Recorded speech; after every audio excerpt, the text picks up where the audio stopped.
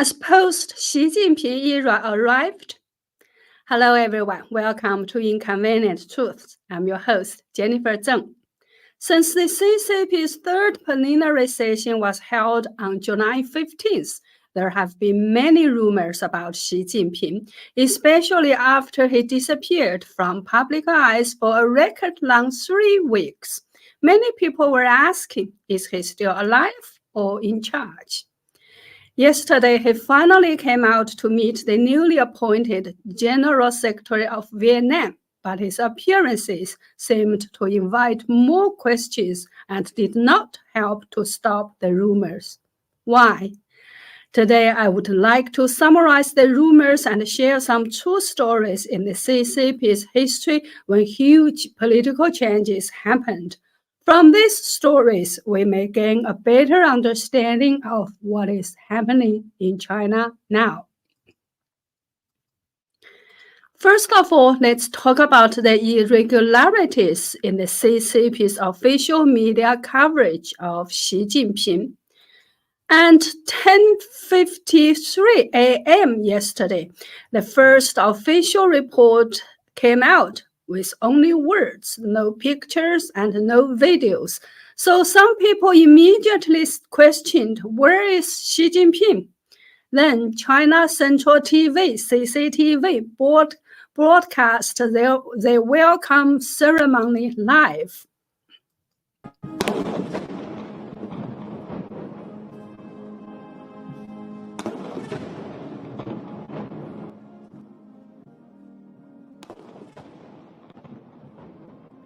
This is the live broadcast of the welcoming ceremony. It's all from a distance, and Xi Jinping is so small that you can't even find him with a magnifying glass.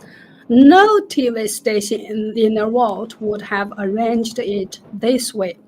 A reporter who has worked as a television cameraman in China for many years said that there could only be 3 possible scenarios for such shooting.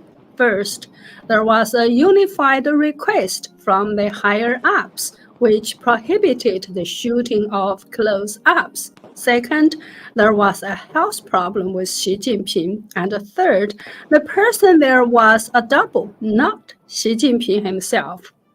Some people also said that this live broadcast was suddenly interrupted later for unknown reasons. The ceremony was later aired on CCTV News in a 7 p.m. news broadcast, which is when close-up shots of Xi Jinping and more camera angles were added. Another very strange phenomenon. 国家主席同志对中国进行国事访问，再次祝贺你。 Is that the first video released by the official media of the meeting between Xi Jinping and the Vietnamese leader To Lam lasted more than 3 minutes, was all distance shot and had only one angle. So although Xi Jinping was heard speaking, his face could not be seen. I was also worked in a television station for more than a decade, so I know that any cameraman or video editor who shoots or edits a 3-minute long news item in such a way will surely be scolded by the supervisor. The camera must have various angles and the clip must be changed to the next clip within a few seconds at most. No TV station would shoot news in such a way when the same angle is used for such a long period of time. Then, at 12:07, 同越共中央总书记、国家主席苏林举行会谈。PM, CCTV released a 3-minute video of the meeting, which included close-ups of Xi Jinping and some medium shots and of other people with various changes. However, this video is devoid of any live sound, with only an announcer reading from a script. 凝结成越中情谊深、同志加兄弟的传统友谊。作为当今世界两个执政的共产党，中越两党要秉。So for the two TV news stories, one with Xi Jinping's voice but not his face, one with his face seen but no voice, no other TV station in the world would do TV news in this way. Another strange phenomenon is that CCTV's evening news is always broadcast at 7 p.m. Beijing time, but at 10 p.m. Beijing time, when I went to CCTV to watch the evening news, an error message popped up saying the program has not yet been broadcast, temporarily unavailable. I have never encountered this phenomena before. Therefore, I think it is possible that Xi Jinping did have some health problems, so the propaganda department of CCP prohibited the broadcast of close-up footage in the first place as a precautionary measure, and the close-up photos and videos of Xi Jinping were retouched before they were released, which is the only way to explain all the strange arrangements of media coverage. So what are the rumors about Xi Jinping? To summarize, here are three. One is that something is wrong with his health. There are claims that he had a stroke, that he had a liver transplant, and a few others. Two, he experienced a coup. The most widely rumored story is that Zhang Youxia, the vice chairman of the CCP's military commission, has staged a military coup and has placed Xi Jinping under house arrest or forced him to hand over power and so on. The third theory is that Xi Jinping is experiencing a collective backlash from party elders and the second-generation Reds, which gave Xi Jinping 30 pieces of advice before the Third Plenary Commission. The main ones being that collective leadership should be restored, no dictatorships, that people who know about economics should be allowed to work on economic matters, and that when it comes to selecting officials, one should not only appoint one's own people. Another important one was to abolish the Special Service Bureau of the Ministry of Public Security so that the security of leaders above the vice state level would remain under the coordinated management of the Central Security Bureau and the Central General Office. China's leaders above the vice state level have special security arrangements, which are said to be for their safety, but are in fact monitoring and physically restricting them. So whoever is in charge of the security of the elders is equivalent to whoever holds their lives in their hands. So this matter is very important to the elders. The Special Service Bureau of the Ministry of Public Security is run by Xi Jinping's close confidant, Public Security Minister Wang Xiaohong. So at the moment, the lives of the CCP elders are in the hands of Xi Jinping and Wang Xiaohong. There was also a theory that at this secret so-called Beidaihe meeting, which is held in every summer, 8 consensus points were reached, including requiring Xi Jinping to review his decision-making errors and to admit his own mistakes, restoring collective leadership, separating party and government, not supporting Russia's invasion of Ukraine, not supporting Middle Eastern terrorist forces, repairing and improving relations with the United States and Western countries, respecting Hong Kong's autonomy, maintaining peace across the Taiwan Strait, not escalating conflicts with Taiwan and neighboring countries in the South China Sea, focusing on economic development, especially the private sector, ensuring livelihood and appointing officials based on merit rather than favoritism or forming cliques, among others. These 8 consensus points sound too good to be true, right? Some rumors even have Xi Jinping's replacement in place, ranging from Ding Xuexiang, a current member of the CCP's Politburo Standing Committee, to the already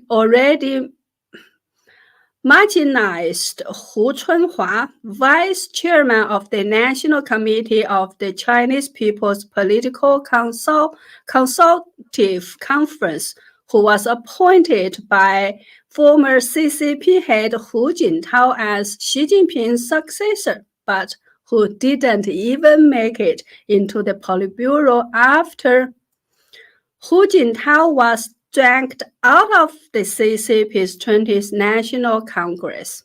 Instead, Hu Chunhua became vice chairman of the CCP's Chinese People's Political Consultative Conference, a post that has very little real power.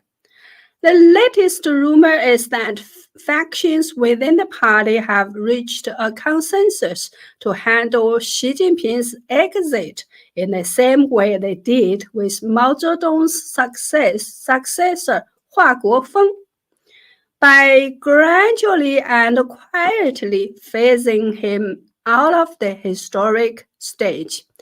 The current difficulty lies in finding a suitable successor for Xi Jinping, as he has sidelined all potential successors over the years, and now no one is willing to take over the mess he's left behind. However, Yuan Hongbin, a former professor at Peking University, believes that an 8-point consensus is impossible and that there is no possibility of forming such a so-called 8-point consensus at the Beidaihe meeting, while Xi Jinping's personal dictatorship is still maintained. According to Yuan Hongbin, Xi Jinping is currently in a state of extremely anxiety. He is also making strategic plans based on these extreme anxieties. His first anxiety is that there are too many so-called two-faced people in the party, and they are all starting to lie flat and do nothing. In the faces of this crisis, all Xi Jinping can think of is still to build up a bureaucracy of absolute loyalty to him with the help of political screening and purging.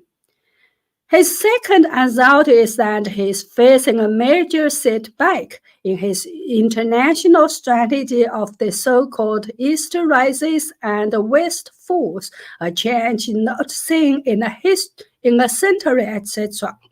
His original 2 grand strategic goals were to take Taiwan before 2027 and to recover the territories previously occupied by Russia in 2049 and to repel Russia to the west of the Ural Mountains so as to turn it into a purely European country.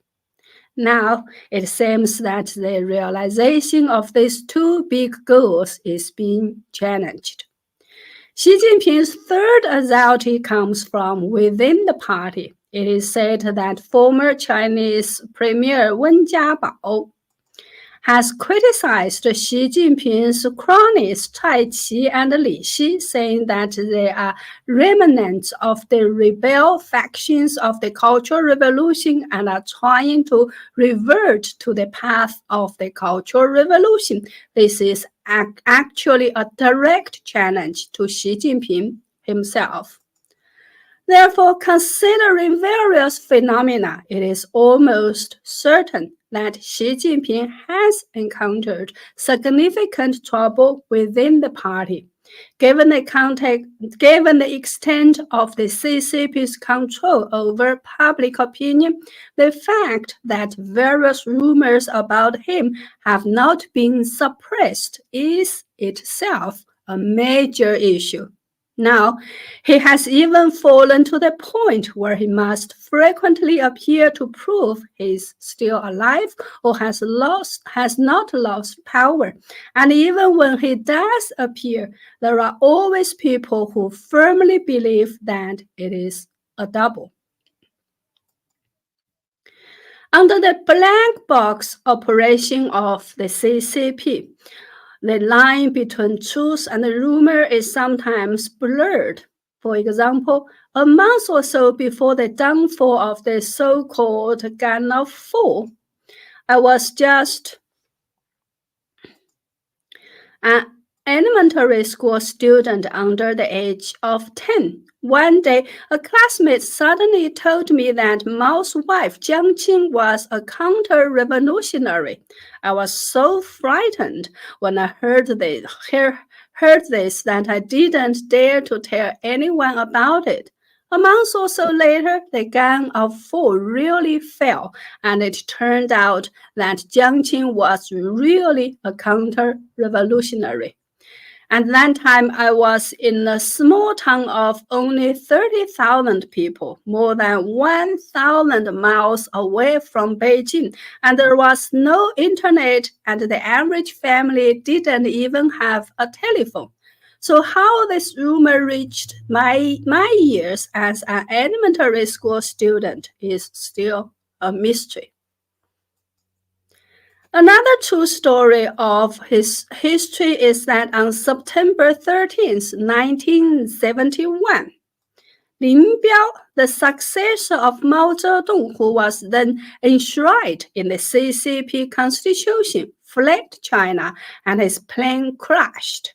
Some say his plane was shot down by the CCP. Anyway, he died at the scene. 5 days later, on September 18th, cadres at the provincial level were informed of the incident, but the general public only learned about it on October 24th, more than 40 days after the incident had taken place.